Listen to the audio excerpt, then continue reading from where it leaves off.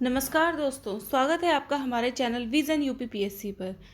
अभी तक हमने एंशंट हिस्ट्री के 500 एमसीक्यूज़ को देखा है, उनको डिस्कस किया है।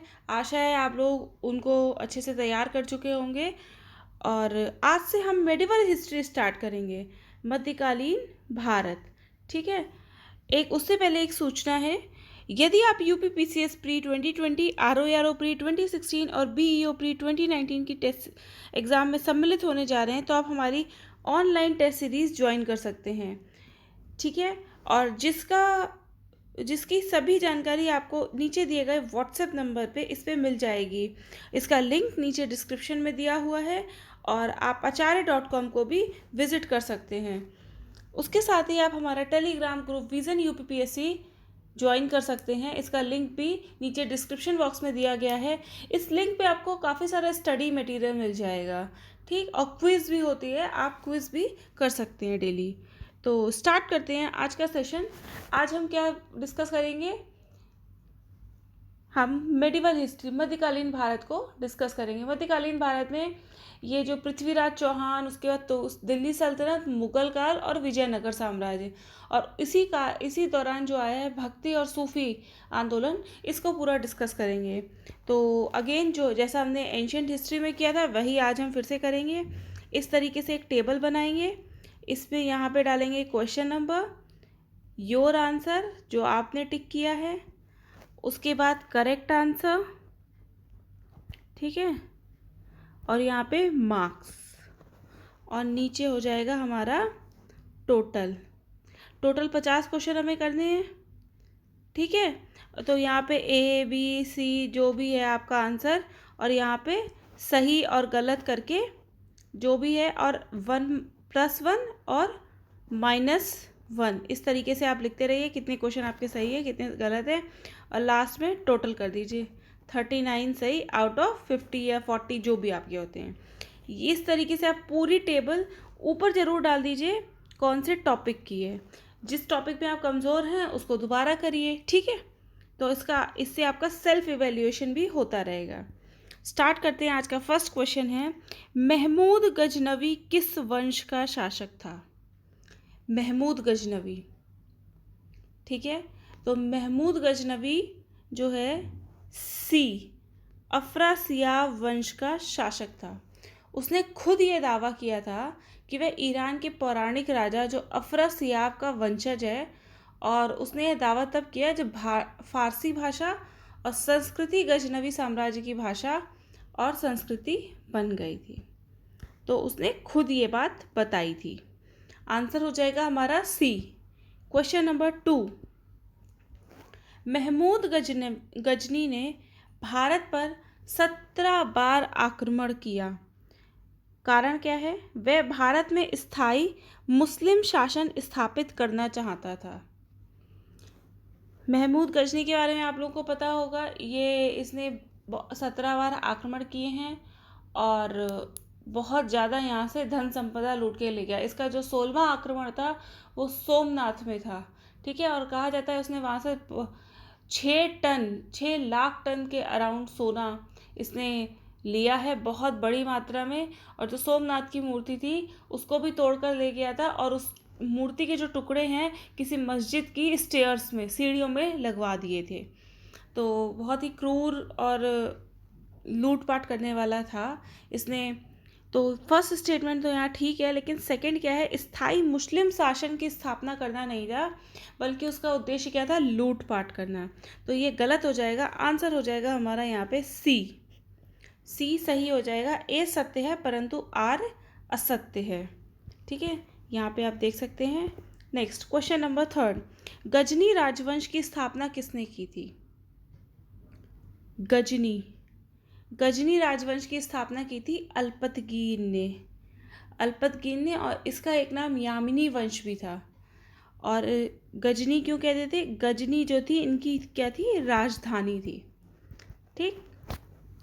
आंसर हो जाएगा हमारा यहाँ पे बी। क्वेश्चन नंबर 4, वह हिंद पेशावर के निकट की लड़ाई किस किस के बीच लड़ी गई? वह हिंद, ये लड़ाई लड़ी गई है महमूद और आनंदपाल। महमूद और आनंद पाल के बीच। इस युद्ध में पंजाब के जो खोखर जनजाति थी उन्होंने भी आनंद पाल का साथ दिया था। नेक्स्ट क्वेश्चन नंबर 5, बुत शिकन, यानी कि बुत शिकन का मतलब क्या होता है? मूर्ति भंजक, मूर्ति तोड़ने वाला। तो उसकी संज्ञा किसे प्राप्त थी? अभी हमने पढ़ा है किसने मूर्ति तोड़ी थी सोमनाथ की? महमूद गजनी। महमूद गजनी को बुत शिकन की संज्ञा प्राप्त थी। इसका काम क्या था? बहुत सारा धन लूटना इसका जो उद्देश्य था भारत पे आक्रमण का, और इस्लाम का प्रसार या इस्लाम के यश को बढ़ाना। ठीक है, इसने खुद को ही बुत शिकन के तौर पे पेश किया था। कैसे? कन्नौज और सोमनाथ पर आक्रमण करके। क्वेश्चन नंबर 6, महमूद गजनी के संदर्भ में निम्नलिखित कथनों पर विचार कीजिए। उसने 1025 ईस्वी में सोमनाथ पर आक्रमण किया। बताइए ये स्टेटमेंट ठीक है या गलत? ये स्टेटमेंट गलत, सही है। यहाँ पे सत्य नहीं कथन पूछा है, तो उस कॉन्टेक्स्ट में देखते हैं। ये स्टेटमेंट सही है। उसने 1025 में सोमनाथ पे और 1018 में कन्नौज पर आक्रमण किया था। वह भारत में मुस्लिम शासन स्थापित करना चाहता था। गलत स्टेटमेंट है। इसके बाद जो आएगा मोहम्मद गौरी, वो चाहता था भारत पर अपना स्थायी शासन जमाना। इसका उद्देश्य क्या था? केवल धन कमाना। तो ये कथन गलत है, यहाँ पे सत्य नहीं है, यानी कि असत्य कथन पूछे हैं। आंसर हो जाएगा हमारा बी। ठीक, नेक्स्ट क्वेश्चन नंबर, यहाँ पे एक्सप्लेनेशन देख लीजिए एक बार। क्वेश्चन नंबर 7, निम्नलिखित युग्मों पर विचार कीजिए। शासक राज्य दे रखे हैं, गढ़वाल, कन्नौज, चौहान, अजमेर, परमार, मालवा। कौन से सही सुमेलित हैं? तो गढ़वाल कन्नौज के ही हैं, सही उत्तर है बिल्कुल। देखिए आपको याद होगा त्रिवर्षीय संघर्ष जब हमने पढ़ा था, गुर्जर प्रतिहार पाल और राष्ट्रकूटों के बीच हो रहा था, तो उसमें हमने क्या देखा था? त्रिगुट संघर्ष, त्रिवर्षीय नहीं, त्रिगुट संघर्ष जो था उसमें क्या था? गुर्जर प्रतिहार लास्ट में जीत गए थे और कन्नौज पे उनका आधिपत्य हो गया था। तो कन्नौज के प्रतिहार साम्राज्य जब विघटन हुआ तो राजपूतों का उदय हुआ, और इनमें जो है कन्नौज पे गढ़वाल थे, मालवा चौहान अजमेर में थे और मालवा में परमार थे। ठीक है, तो ये तीनों ही सही सुमेलित हैं। आप यहाँ से एंशियंट हिस्ट्री भी अपना रिवाइज करते रहिएगा। आंसर हो जाएगा हमारा यहाँ पर डी। डी बिल्कुल सही उत्तर होगा। क्वेश्चन नंबर 8, मोहम्मद बिन साम के भारत आक्रमण के संदर्भ में निम्नलिखित में से कौन सा कथन असत्य है? उसने गोमल दर्रे को पार करके मुल्तान और उच्छ को जीत लिया। सही स्टेटमेंट है। आपने एंशियंट इंडिया में भी देखा था, जितने भी आक्रमण हुए हैं वो मोस्ट ऑफ द कहाँ से हुए हैं? नॉर्थ वेस्ट फ्रंटियर से, यानी कि उत्तर पश्चिमी सीमा से। शक, कुषाण, यूनानी सब उधर ही से आए हैं हमारे यहाँ, हूण आक्रमण। तो इसी तरीके से इस समय भी मध्यकालीन भारत में भी सब कहाँ से में आते हुए दिखाई देंगे? नॉर्थ वेस्ट से। ठीक है, उसे गुजरात में हार का सामना करना पड़ा, सत्य सही है। उसे बंगाल विजय से आंतरिक संसाधन तथा विदेश व्यापार के अधिकार मिले, ये स्टेटमेंट भी ठीक है। बंगाल, आप जब आधुनिक भारत पढ़ेंगे उस समय भी देखेंगे कि बंगाल एक बहुत ही समृद्ध प्रदेश है। और लास्ट स्टेटमेंट क्या है? उसकी सेना में मोहम्मद गौरी भी शामिल था। उसकी सेना में मोहम्मद गौरी नहीं, बख्तियार खलजी शामिल था। तो यहाँ पे ये स्टेटमेंट गलत हो जाएगी। आंसर हो जाएगा हमारा डी। नेक्स्ट क्वेश्चन नंबर 9, चंद्रावर का युद्ध किस किस के बीच में लड़ा गया? चंद्रावर का युद्ध, ये आप लोगों को बहुत अच्छे से पता होगा। जयचंद और मोहम्मद बिन साम के बीच कब ये युद्ध लड़ा गया है? ठीक है, चंद्रावर का युद्ध कब, कौन से सन में? 1194 में। जयचंद और पृथ्वीराज की लड़ाई के बारे में आप लोगों को पता ही होगा कि पृथ्वीराज जो है, पहले ही इन लोगों की अनबन रहती थी और उसके बाद पृथ्वीराज ने संयोगिता, जो जयचंद की बेटी थी, उससे विवाह कर लिया था। प्रेम विवाह था, ले गए थे, जयचंद की मर्जी के खिलाफ था। उसी लाइन में इसने मोहम्मद बिन साम ही मोहम्मद गौरी हैं, उनको इनवाइट किया कि आइए और पृथ्वीराज को हराइए आकर के। तो तराइन का युद्ध हुआ था पृथ्वीराज और मोहम्मद गौरी या मोहम्मद बिन साम के बीच, ठीक है। और उसके बाद क्या हुआ कि मोहम्मद गौरी ने जयचंद से ही युद्ध कर लिया था, ठीक। और यहाँ पे जयचंद की हार हो गई थी इस युद्ध में। और ये चंद्रावर कहाँ पे है? वर्तमान में फिरोज़ाबाद के पास है। तो आंसर हो जाएगा हमारा यहाँ पे ए। क्वेश्चन नंबर 10, तराइन का दूसरा युद्ध कब लड़ा गया था? तराइन का दूसरा युद्ध 1192 में। आप याद करिए, 1194 में हम चंद्रावर लड़ रहे हैं, उससे पहले ही हम तराइन के युद्ध लड़ चुके हैं। तो तराइन का दूसरा युद्ध 1191 में पृथ्वीराज चौहान और मोहम्मद गौरी के बीच हुआ था। और ये इसमें पृथ्वीराज चौहान की हार हुई थी। और ऐसा माना जाता है कि पृथ्वीराज चौहान जो हैं आखिरी हिंदू राजा थे जिन्होंने दिल्ली पर शासन किया था। दिल्ली पर शासन करने वाले आखिरी हिंदू राजा, पूरे भारत के नहीं थे, ये दिल्ली के थे, ठीक है। और इसमें ये कहा जाता है कि ये जो लड़ाई थी ये भारत में इस्लामी शासन को स्थापित करने में इसका बहुत बड़ा योगदान रहा है। ये मोड़ देने वाली है भारतीय इतिहास में, नया मोड़। आंसर हमारा हो जाएगा यहाँ पर बी। क्वेश्चन नंबर 11, तराइन युद्ध के संबंध में निम्नलिखित कथनों पर विचार कीजिए। द्वितीय तराइन युद्ध के बाद तुर्क सेना ने हांसी, सरस्वती और समाना के किलों पर कब्जा कर लिया। सही स्टेटमेंट है। और नेक्स्ट, इस युद्ध में पृथ्वीराज ने कुछ समय तक अजमेर में शासन किया। पृथ्वीराज को हार गए थे लेकिन मोहम्मद गौरी ने कुछ समय तक अजमेर में शासन करने के लिए कहा। आप याद कीजिए, सिकंदर और पोरस की जब लड़ाई हुई थी, पोरस हार गया था लेकिन उसकी बहादुरी से खुश होकर पोरस ने उसको राज्य दे दिया था उसका, ठीक है। और इस बात की जो जानकारी है वो हमें सिक्कों से मिलती है, जिसमें एक तरफ क्या लिखा है? पृथ्वीराज, और दूसरी तरफ मोहम्मद बिन साम। मोहम्मद साम ही यहाँ पे क्या है? मोहम्मद गौरी, इसका दूसरा नाम है। सत्य कथन पूछे हैं, आंसर हो जाएगा सी। दोनों ही कथन यहाँ पर सत्य हैं। क्वेश्चन नंबर 12, किस भारतीय शासक ने मोहम्मद गौरी को सबसे पहले पराजित किया था? कोई भी ऐसा नहीं है जो बिल्कुल अजय होकर है, उसे कोई हरा ना सके। तो आपने भी देखा था मोहम्मद बिन साम को गुजरात में हार का सामना करना पड़ा था, ठीक। तो इसी तरीके से यहाँ पे पृथ्वीराज प्रथम और द्वितीय तो नहीं हरा पाए थे, जयचंद ने भी नहीं हराया था क्योंकि ये खुद ही हार गया था, अभी हमने पढ़ा है। तो भीम द्वितीय यहाँ पे सही उत्तर होगा।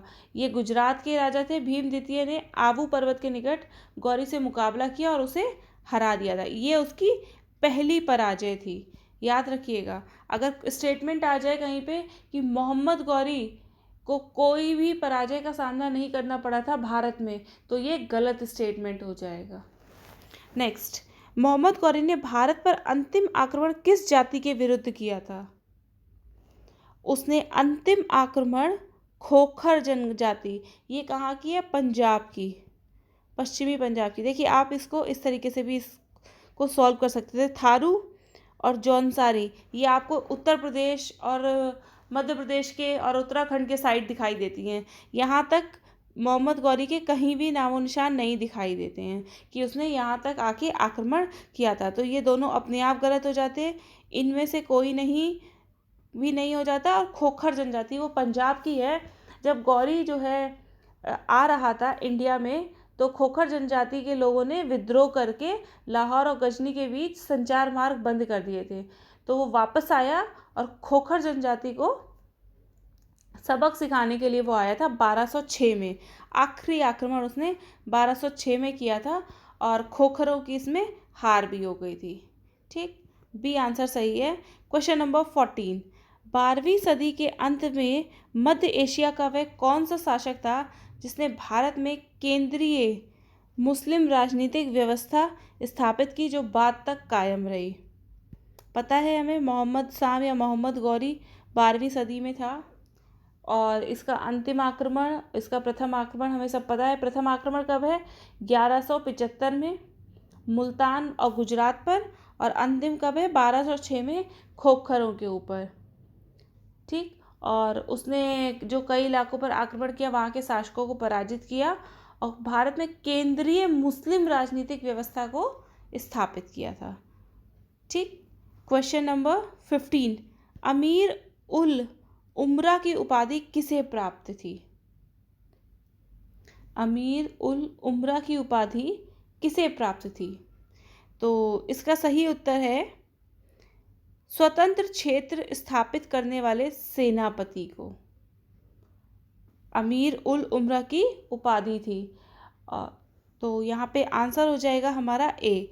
ये देख लीजिए स्टेटमेंट यहाँ पे एक्सप्लेनेशन। 9वीं सदी का अंत होते होते अब्बासी खिलाफत का पतन हो चुका था। खलीफाओं ने एकता को कायम रखने के लिए नया तरीका अपनाया और कहा कि जो सेनापति अपने लिए स्वतंत्र क्षेत्र स्थापित करने में कामयाब हो जाते हैं उन्हें अमीर उल उमरा या सेनापतियों के सेनापति की उपाधि दी जाएगी। अतः अमीर उल उमरा स्वतंत्र क्षेत्र स्थापित करने वाले सेनापति के लिए थी। ठीक है। नेक्स्ट क्वेश्चन नंबर 16, सामानियों के संबंध में निम्नलिखित कथनों पर विचार कीजिए। सामानियों के संबंध में निम्नलिखित कथनों पर विचार कीजिए। यह ट्रांसऑक्सियाना खुरासान में ईरानी मूल के शासक थे। सही स्टेटमेंट है। ये ईरानी मूल के थे और इन्होंने एक सैन्य बल का गठन भी कर लिया था जो गाजी कहलाया। यह राज्य की सुरक्षा के साथ साथ धर्म की सुरक्षा हेतु भी संघर्षरत थे। ये स्टेटमेंट भी ठीक है। ये क्या करते थे? तुर्क लोग प्रकृति की पूजा करते थे, प्राकृतिक शक्ति की पूजा करते थे और गाजियों को विधर्मी मानते थे। इसलिए इनकी लड़ाई राज्य की सुरक्षा के साथ साथ धर्म की रक्षा की लड़ाई भी थी। इसलिए सामानी जितने योद्धा थे उतने ही धर्म के रक्षक भी थे। इसको याद कर लीजिएगा। सामानी ये आपको मिल सकता है यूपीएससी में कभी भी। सत्य कथन पूछा है, दोनों ही कथन सत्य हैं। आंसर हो जाएगा हमारा यहाँ पर सी। देखते हैं अगला क्वेश्चन। ये है इसका एक्सप्लेनेशन। क्वेश्चन नंबर 17, निम्नलिखित कथनों पर विचार कीजिए। पहला स्टेटमेंट, तुर्क गुलाम अल्पतगीन ने गजनी को राजधानी बनाकर स्वतंत्र राज्य की स्थापना की। ये हमने पढ़ा था अभी, फर्स्ट या सेकंड क्वेश्चन हमारा था। बिल्कुल सही स्टेटमेंट है। गजनी को राजधानी बनाया, इसीलिए गजनी मोहम्मद गजनी आया था ना, महमूद गजनी आया था हमारे भारत में, जिसने 17 आक्रमण किए हैं। महमूद ने मध्य एशियाई तुर्क जनजातियों से राज्य और धर्म की रक्षा हेतु सामना किया। ये स्टेटमेंट भी ठीक है। इतिहासकार इसको इस्लाम का नायक भी मानते हैं। देखिए महमूद गजनवी आया था, उसने अपना भारत पे शासन स्थापित करने की कोशिश नहीं की थी, उसने धन लूटना, उसका जो है एम था धन को ज़्यादा से ज़्यादा एकत्रित करना, लूटना। उसके साथ साथ इस्लाम का यश बढ़ाना भी उसका एक उद्देश्य था। और इसने धर्म की रक्षा के लिए शूरवीरता से लोगों का, तुर्क जनजातियों से राज्य का सामना भी किया था। सत्य कथन पूछा है, आंसर दोनों ही स्टेटमेंट सही है। आंसर हो जाएगा हमारा यहाँ पर सी। क्वेश्चन नंबर 18, शाहनामा के लेखक कौन है?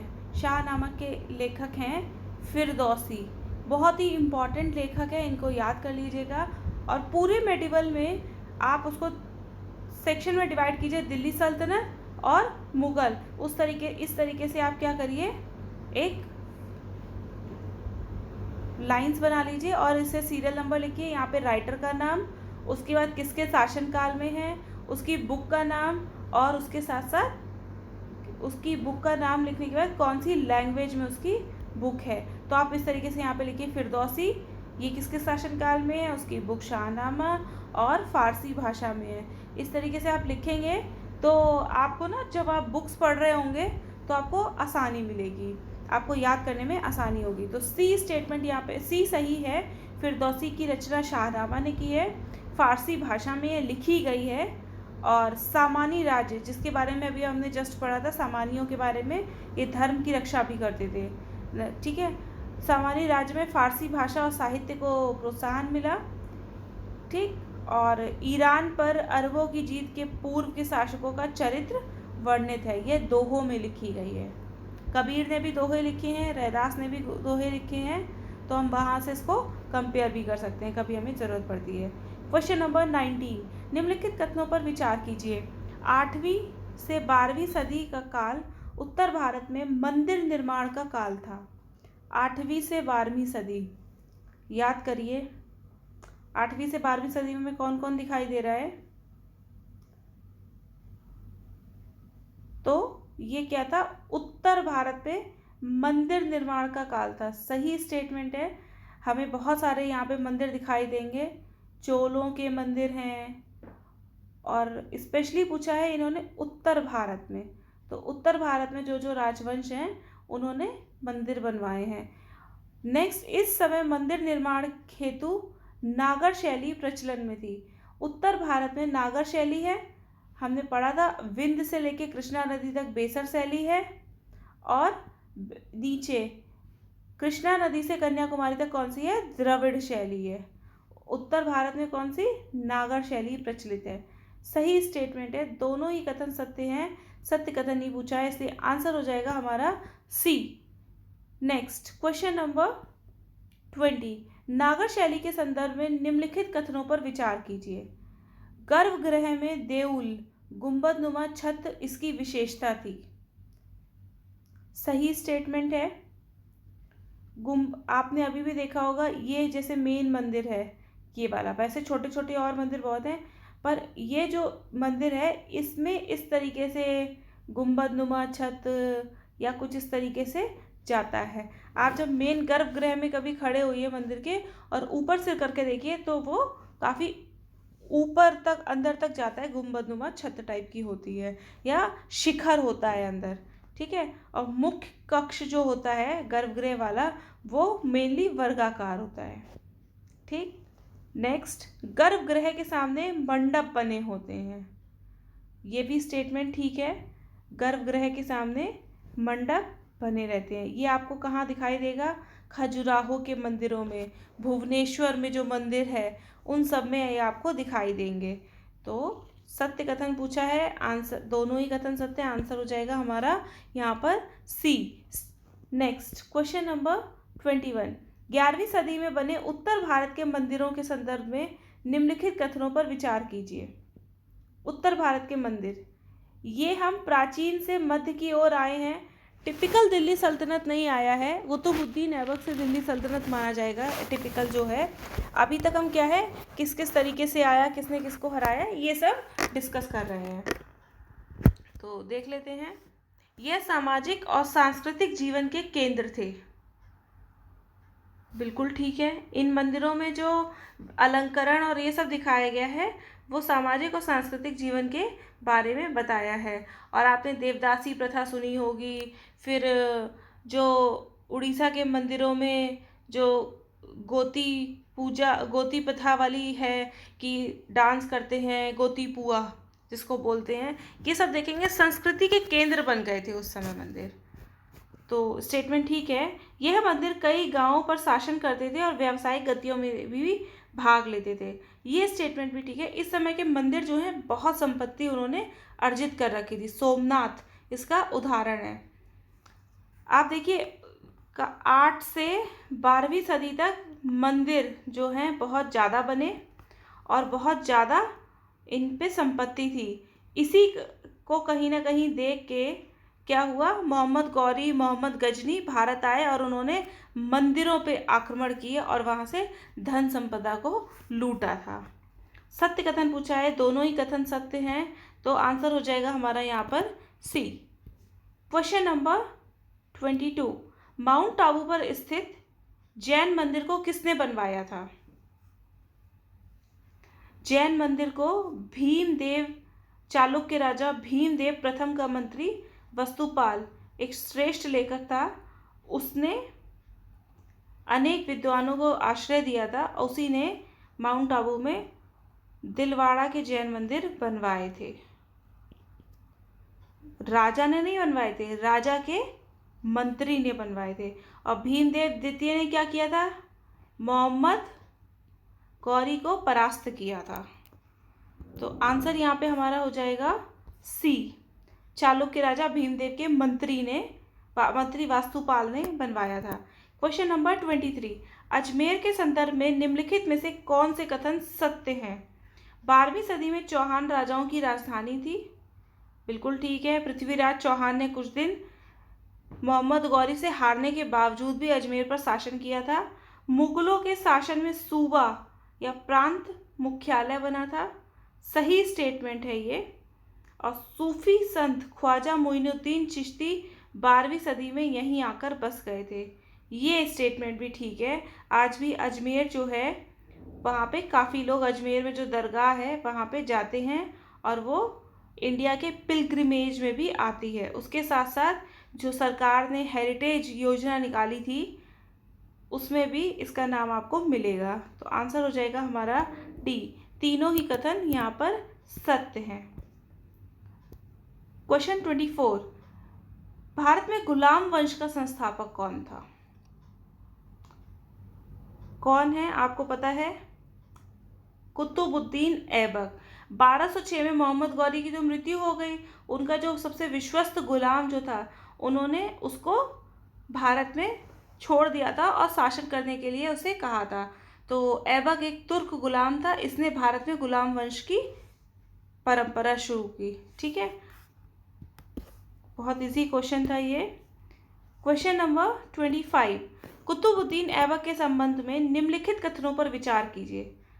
वह एक तुर्क गुलाम था, बिल्कुल सही, अभी हमने डिस्कस किया था। उसने दिल्ली को अपनी राजधानी बनाया था। दिल्ली को नहीं, उसने लाहौर को अपनी राजधानी बनाया था। दिल्ली की तरफ तो वो बड़ा भी नहीं था। उसने तराइन युद्ध के बाद भारत में सल्तनत का विस्तार किया। ये स्टेटमेंट भी ठीक है क्योंकि वो इसी को छोड़ गया था। असत्य कथन पूछे गए हैं, असत्य कथन यहाँ पूछे गए हैं। असत्य कथन हमारा कौन सा है? ये वाला, बी।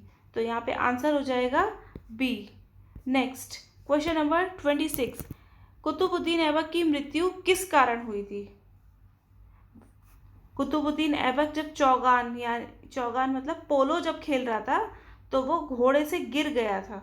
आपने देखा होगा कि घोड़े से पे चढ़ के पोलो खेला जाता है, उसी तरीके से वो भी खेला था, तो इस तरीके से मर गया था।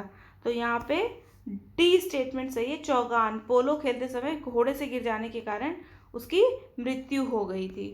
नेक्स्ट क्वेश्चन नंबर 27, दिल्ली सल्तनत के सुल्तानों के संदर्भ में निम्नलिखित कथनों पर विचार कीजिए। इन्होंने सशक्त राजतंत्र की स्थापना की। दिल्ली सल्तनत के सुल्तान, सही स्टेटमेंट है। इतनी देर से हम क्या देख रहे हैं कि बहुत सशक्त और केंद्रीकृत शासन की स्थापना की है इन्होंने। मंगोलों का सफलतापूर्वक सामना किया, ये स्टेटमेंट भी ठीक है। सिंधु नदी तक मंगोल और उसके बाद चंगेज खां, ये सब लोग आ गए थे और इन्होंने कूटनीति के साथ साथ अपनी रण कौशल में भी अपना दिखाया जोर और सफलतापूर्वक उनका सामना किया। इल्तुतमिश ने, जैसे जलालुद्दीन उसके समय पे आया तो इल्तुतमिश ने उसे मना कर दिया आश्रय देने से। अगर उसे आश्रय देता तो उसे सीधे सीधे मंगोलों का सामना करना पड़ता। दोआब पर शासन करते हुए पूर्वी राजस्थान पर भी नियंत्रण किया। बिल्कुल सही है। दोआब कौन सा? गंगा यमुना का दोआब वाला क्षेत्र, यूपी, बिहार, थोड़ा थोड़ा वेस्ट बंगाल और थोड़ा थोड़ा मध्य प्रदेश का क्षेत्र दोआब वाला क्षेत्र है। और पूर्वी राजस्थान के क्षेत्र पर भी इन्होंने अपना प्रभाव स्थापित किया। ये हो गया पूर्वी राजस्थान। पश्चिमी राजस्थान कहाँ हो गया? बिल्कुल जो पाकिस्तान बॉर्डर से लगता है। बंगाल और बिहार इनके नियंत्रण में रहे, ये गलत स्टेटमेंट है। बंगाल और बिहार इनके नियंत्रण में नहीं रहे थे। असत्य कथन पूछा है, केवल चौथा कथन असत्य है, तो आंसर हो जाएगा हमारा डी। क्वेश्चन नंबर 28, इल्तुतमिश के संदर्भ में निम्नलिखित कथनों पर विचार कीजिए। उसने तुर्कों की भारत विजय को स्थायित्व प्रदान किया था। ये स्टेटमेंट भी ठीक है। देखिए 1206 में मोहम्मद गौरी मर गया, कुतुबुद्दीन ऐबक आ गया यहाँ पे, और कुतुबुद्दीन ऐबक भी 1210 में मर गया। उसके बाद ऐबक का जो दामाद था, ऐबक का दामाद था इल्तुतमिश, ठीक, उसने जो है इसके शासन को आगे बढ़ाया, विस्तार किया। ऐबक के मरने के बाद जो अली मर्दान खां बंगाल और बिहार के थे, उन्होंने अपने आप को राजा घोषित कर दिया। और ऐबक का साथी जो कुबाचा था, उसने भी स्वयं को मुल्तान का स्वतंत्र शासक घोषित कर दिया। ठीक है, तो इधर क्या किया, इल्तुतमिश ने इन सब से थोड़ा सा लड़ाई करी और इन सबको हराया और दिल्ली की गद्दी पर बैठा। ख्वारिज़म शाह के खतरे को टालने हेतु उसने लाहौर की ओर कूच किया। ये स्टेटमेंट भी ठीक है। ख्वारिज़म शाह जो था गजनी पर उसका शासन था और गजनी पर ख्वारिज़म शाह की विजय के कारण जो है उसकी चिंता भी बढ़ गई थी। उसने इस खतरे को टालने के लिए लाहौर की तरफ वो चल गया, उसने उस पर कब्जा भी कर लिया था। तो सत्य कथन है सी, दोनों ही कथन सत्य हैं, इसलिए आंसर हो जाएगा यहाँ पे सी। देखिए, भले ही जीता किसी ने था, मोहम्मद गौरी ने ये सारे प्रांत जीते थे थोड़े समय, एक ऐसे गुलाम के रूप में, गुलाम वंश के रूप में कौन रहा था, कुतुबुद्दीन ऐबक ने स्थापना की थी। पर उस चीज़ को स्थायित्व किसने प्रदान किया था, इल्तुतमिश ने। कैसे, उसके जितने भी प्रतिद्वंदी थे, अली मर्दान खां है, उसके बाद कुवाचा है, ये सब लोगों से उसने अपने आप को बचाया और दिल्ली की गद्दी पर वो बैठ गया। जैसे आप देखते हैं ना, पिछली 2-3 पीढ़ियों ने बहुत मेहनत की है तो कहीं चौथी पीढ़ी जाके बहुत राज कर पाती है। कई बार ऐसा होता है। धीरू भाई अंबानी का केस देख लीजिए। धीरू भाई अंबानी, उसके बाद ये जो हैं हमारे मुकेश अंबानी, काफ़ी मेहनत कर चुके हैं, तो अब जाके उन्हें 50+ में जाके कुछ मतलब आराम उन्हें मिला है, या उनका एक जो है यश बढ़ा है। और आकाश अंबानी और अनंत अंबानी को कम समय में मिल गया। तो पिछली इनकी 2 पीढ़ियां बहुत मेहनत कर रही हैं, अब ये इसको आगे ले जाएंगे। तो इसी तरीके से इल्तुतमिश के साथ हुआ। आप चीज़ों को कंटेम्प्रेरी से जोड़ते रहा करिए। क्वेश्चन नंबर 41, मध्यकाल में वास्तुकला के निर्माण से संबंधित अनुप्रस्थ टोडा निर्माण शैली का प्रयोग निम्नलिखित किसके निर्माण में प्रयुक्त होता था। ठीक है, तो अनुप्रस्थ टोडा निर्माण क्या था, इस तरीके से ना पिलर्स बनाए जाते थे, ठीक, और बीम इस तरीके से रख के तो बहुत सारे खिड़की, दरवाजे, छत ये सब बनने लगे थे। आप देखेंगे बहुत सारे खिड़कियाँ मिलेंगी, छोटी छोटी छोटी छोटी झरोखे मिलेंगे आपको, जो इस समय की जो 7वीं से 10वीं सदी के बीच की जो इमारतें हैं उनमें। ठीक, तो इस प्रणाली से बनाने में इसको शहतीर बोलते हैं और ये खंबे बोले जाते हैं। बनाने में क्या होता है, बहुत मजबूती होती है, कोई भी चीज़ काफ़ी मजबूत रहती है। तो ये शैली प्रयोग की जाने लगी। तो किस किस में प्रयोग होती थी मध्यकाल के वास्तुकला में, मस्जिदों में, मंदिरों में, मकबरों में, तीनों में ही प्रयुक्त होती थी। तो आंसर क्या हो जाएगा हमारा डी, सभी के लिए। इसमें आप देख रहे हैं कि आज तक वो सारी चीज़ें अभी भी खड़ी हुई दिखाई देती हैं, क्योंकि मजबूत बहुत ज़्यादा बनी हुई हैं उस समय की। क्वेश्चन नंबर 30, निम्नलिखित युग्मों पर विचार कीजिए। मध्यकालीन राज्य और उनके वर्तमान नाम दिए गए हैं, तो ये हमें बताना है। तो क्या है, पहला है तिरहुत, उत्तरी बंगाल में है, सही है। राधा दक्षिण बंगाल में है, ये भी सही है। और जाजनगर उड़ीसा में है, ये भी ठीक है। तो तीनों ही यहाँ पे सही है। इल्तुतमिश ने इन तीनों को ही अपने नियंत्रण में ले लिया था। सही सुमेलित पूछा है, तीनों सही है, आंसर हो जाएगा हमारा यहाँ पर D. Next question number 31, Iltutmish के शासनकाल में दिल्ली सल्तनत की राजधानी क्या थी। दिल्ली सल्तनत की राजधानी दिल्ली थी, तो यहाँ पर ये स्टेटमेंट ठीक है। जबकि ऐबक के समय पे राजधानी क्या थी, ऐबक के समय पे थी लाहौर, तो डी सही है। नेक्स्ट क्वेश्चन नंबर 32, सर्वप्रथम किस मुस्लिम शासक ने अपनी राजधानी दिल्ली स्थानांतरित की थी। लास्ट अभी हमने पढ़ाई है, इल्तुतमिश ने, सही स्टेटमेंट है। नेक्स्ट क्वेश्चन नंबर 33, निम्नलिखित कथनों पर विचार कीजिए। रजिया को उत्तराधिकारी नियुक्त करने में अमीरों और उलेमाओं ने इल्तुतमिश का साथ दिया था, बताइए सही है। बिल्कुल ठीक है ये स्टेटमेंट। क्योंकि इल्तुतमिश को लगता था कि उसके बेटे कोई भी लायक नहीं है, इसलिए उसने रजिया को गद्दी पर बैठाने का फैसला किया। और उलेमा जो उस समय के धर्म गुरु होते थे, और अमीर जो होते थे वो जिसे हमने सामंत देखे थे उसी तरीके से कुछ कुछ अमीर होते थे। तो अमीर का मतलब रिच नहीं होता है, इंग्लिश वाला रिच अमीर उसमें को ट्रांसलेट मत कीजिएगा। अमीर मतलब कुछ विश्वास पात्र या दरबार में जो लोग रहते थे, राजा को सलाह देते थे, उस टाइप के लोग थे। ठीक है, तो उनको रजामंद भी कर दिया था, किसने, इल्तुतमिश ने, सही है। रजिया के शासनकाल में राजतंत्र और तुर्क सरदारों के बीच संघर्ष कभी नहीं हुआ, ये स्टेटमेंट गलत है। रजिया ने केवल 4 साल ही क्या किया था, शासन किया था, और दिल्ली पर 3 ही वर्ष उसने शासन कर पाया था। ठीक है, 1 साल वो इधर उधर लड़ाइयों में रही, तो 4 साल उसका माना जाता है, 1236 से 40 तक का। इस बीच में भी दूसरों को बैठा देगा तो पूरा नहीं माना जाता। तो उसके शासनकाल में लोगों को लगता था कि ये एक लेडी कैसे बैठ गई, वो अलग तरीके से रहती थी, उसका जो तलवार उठाती थी, आगे जब लड़ाइयाँ होती थी उसमें चलती थी। तो इस तरीके से क्या होता था, तुर्क सरदार और राजतंत्र के बीच सत्ता के लिए संघर्ष होना शुरू हो गया, जिसे चहलगामी कहा जाता है। तो ये स्टेटमेंट क्या है हमारा, गलत है। असत्य कथन पूछा है, आंसर हो जाएगा यहाँ पर बी, क्योंकि लड़ाइयाँ हुई थी। नेक्स्ट, रजिया का विश्वास पात्र अमीर याकूत कहाँ का निवासी था? आपको पता है अमीर याकूत था, उसका विश्वास पात्र था, लोगों को उसके बारे में गलत सलत कहा और उसके बाद उसको एक बार मार दिया गया था। ठीक है, तो वो अबिसीनिया का निवासी था, और जिस पर तुर्क अमीरों ने मेहरबान होने का आरोप लगाया था। सी सही है। नेक्स्ट 35, रजिया बेगम को गद्दी से हटाने में सर्वाधिक योगदान किसका था? तुर्कों का, क्योंकि तुर्क सरदारों में ही लड़ाइयाँ हो रही थी ना, तो तुर्कों का सबसे ज़्यादा योगदान था। और इन्होंने जो है भटिंडा के गवर्नर अल्तूनिया से मिलकर इसे बंदी बना लिया और मार भी दिया था। क्वेश्चन नंबर 36, रजिया सुल्तान के संदर्भ में निम्नलिखित कथनों पर विचार कीजिए। निजामुल मुल्क जुनैदी ने उसकी गद्दी नशीनी का विरोध किया था। बिल्कुल सही है, क्योंकि वो क्या करती थी, जनाना पोशाक पहनकर, यानी कि मेल पोशाक, मेल ड्रेस पहन के आती थी, युद्ध का नेतृत्व करती थी, अभी आपको बताया, जो कि कट्टरपंथी जो धर्मगुरु उलेमा जो थे उन्हें पसंद नहीं आता था। तो निजामुल मुल्क जुनैदी जो थे उन्होंने इस बात का विरोध किया, जबकि अमीरों ने क्या समर्थन किया था।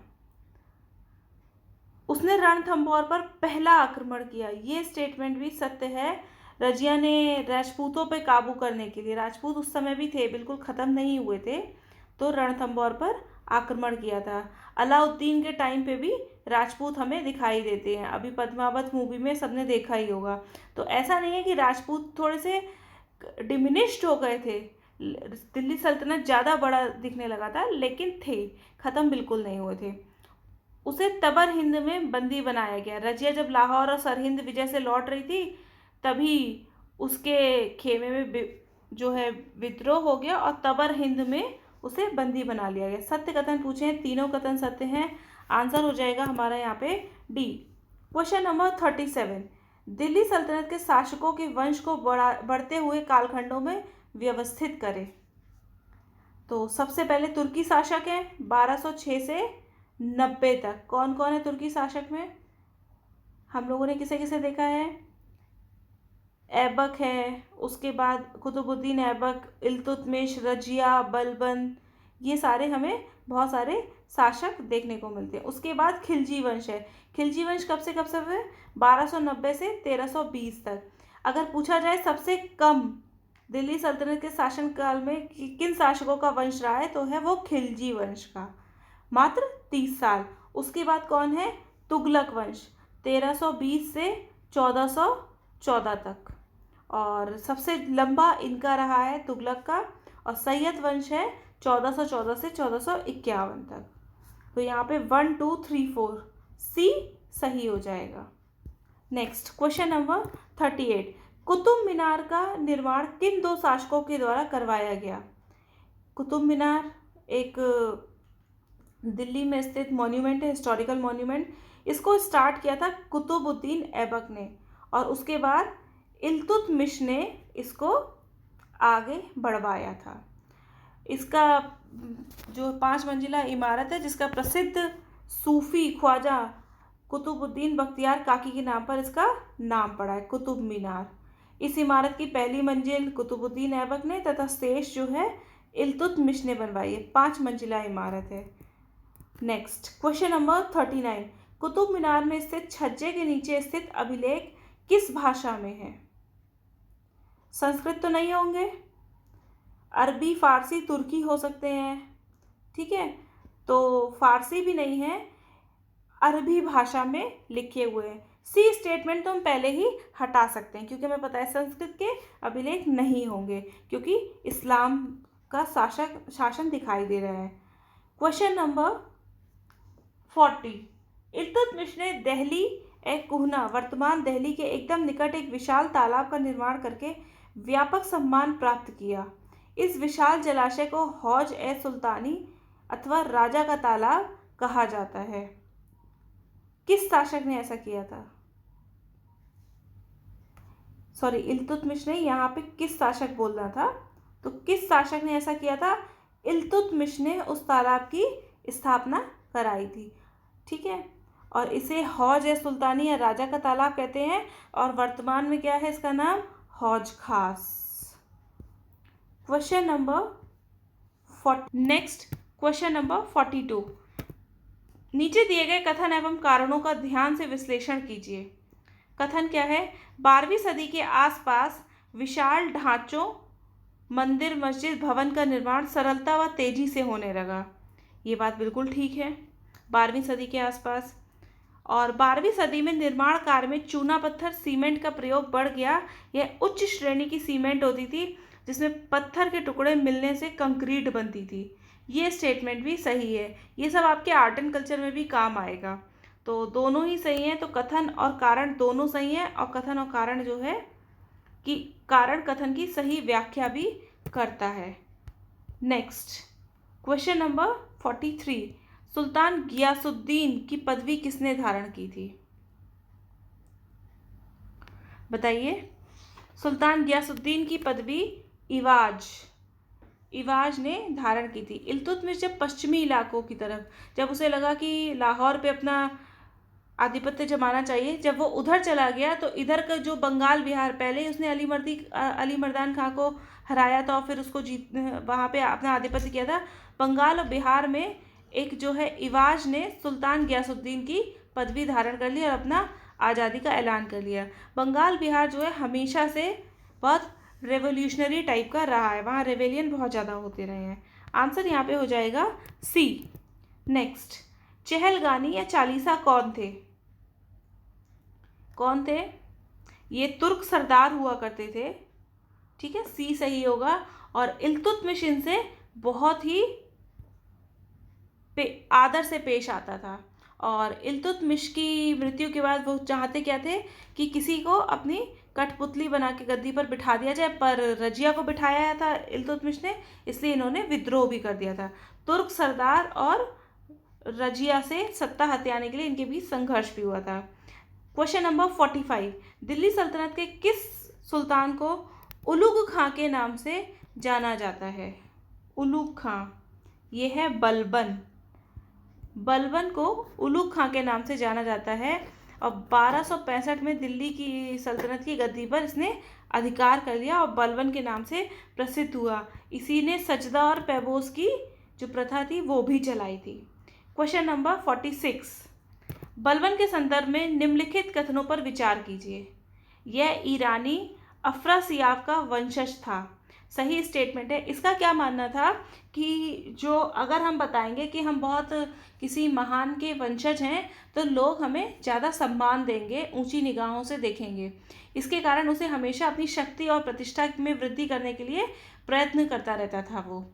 ठीक, तो उसने अपने आप को कह दिया कि वो ईरानी शहंशाह अफरासियाब का वंशज है। नेक्स्ट, इसने सत्ता को शक्तिशाली बनाकर सारी शक्ति अपने हाथों में केंद्रित की।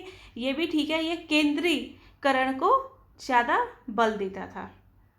वह उत्तर पश्चिमी सीमा को मंगोलों से सुरक्षित करने में भी सफल रहा था। ये स्टेटमेंट यहाँ पे गलत है। वो अपना रौब जमाता रहा दिल्ली में ही।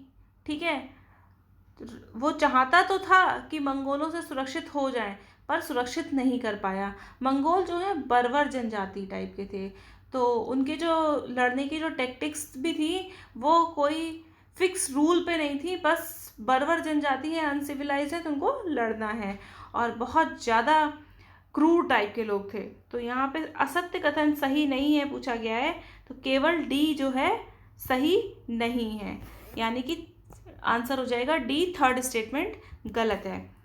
नेक्स्ट, बलबन ने अपनी पुत्री का विवाह किससे कराया? देखिए, बलबन जो है कोई किसी का वंशज नहीं है, ऐसा कहा जाता है। ना कोई वो राजा था, ना किसी का बेटा था उस समय दिल्ली सल्तनत के टाइम पे, पर उसने अपनी प्रतिष्ठा रौब इस तरीके से किया, अपनी जो है डिप्लोमेसी खेल के वो उसने सत्ता हथिया ली थी। उसने क्या किया, अपनी बेटी का विवाह करा दिया नासिरुद्दीन महमूद, जो इल्तुतमिश का जो बेटा था उससे अपनी बेटी का विवाह करा दिया। नासिरुद्दीन महमूद कौन था? इल्तुतमिश का पुत्र था। ठीक, उससे विवाह करा दिया और इनडायरेक्टली उसने पहले गद्दी पे संभालने के उनको राय देना शुरू किया। उसके बाद धीरे धीरे उसने क्या किया, गद्दी हासिल ही कर ली। वो नायाब था नसरुद्दीन महमूद का। इस तरीके से उसने गद्दी हासिल की थी, संबंधों को स्थापित करके। आगे भी आप देखेंगे बहुत से राजा ऐसे हैं जिन्होंने वैवाहिक संबंधों के माध्यम से अपने राज्य को साम्राज्यवाद या युद्ध से बचाया है और दूसरे राज्य पे इनडायरेक्टली या डायरेक्टली शासन किया है। सजदा और पैबोस की रस्म दिल्ली सल्तनत के किस शासक ने आरंभ की थी? हमें पता है किसने की थी, बलबन ने की थी। अभी हमने डिस्कस किया, आंसर हो जाएगा यहाँ पे बी। सजदा और पैबोस है क्या? सजदा मतलब राजा को दंडवत प्रणाम करना। दंडवत मतलब पूरा लेट जाना और हाथ को जो है इस तरीके से आगे कर देना। हाथ हमारे यहाँ पे एक देखते हैं, हाथ इस तरीके से हमारे आगे होंगे, हम इस तरीके से पूरा लेटे होंगे। और पैबोस मतलब पैबोस पैर, राजा के कदमों को चूमना। नेक्स्ट, क्वेश्चन नंबर 49, दीवान ए अर्ज निम्नलिखित में से किससे संबंधित है? दीवान ए अर्ज संबंधित है सैन्य विभाग से। ये जो है ना, दीवान ए अर्ज, दीवान ए बंदगान, ये सब भी बहुत इंपॉर्टेंट है। पूरे मध्यकाल में ये बहुत ज़्यादा इंपॉर्टेंट है, तो इसको भी आप एक पेपर में नोट डाउन कर लीजिएगा जिससे आपको रिवीजन के समय आसानी हो। तो सैन्य विभाग से संबंधित है। Next, question number 50, last question आज का। दिल्ली सल्तनत के किस शासक ने खून और फौलाद की नीति अपनाई थी? तो ये है बलबन। बलबन ने खून और फौलाद की नीति अपनाई थी। दिल्ली के आसपास के जो इलाके थे उनमें शांति सुव्यवस्था की स्थिति जो है काफ़ी बिगड़ गई थी, तब उसने ऐसी नीति अपनाई थी। तो वो उसने क्या किया, बहुत सारे राजपूत गढ़ों को नष्ट कर दिया, सड़कों को साफ करा के वहाँ पे अफगान सैनिकों की नियुक्ति कर दी कि जिससे वो देखते रहें। तो इस तरीके से इसने अपना शासन जो है मजबूत किया था। तो आज हमारा सब यहीं तक है। 50 क्वेश्चंस आज हमारे कंप्लीट हुए। आशा है आप लोगों को पसंद आया होगा। कमेंट में ज़रूर बताइएगा आपके कितने आंसर्स ठीक हुए हैं। Thank you very much.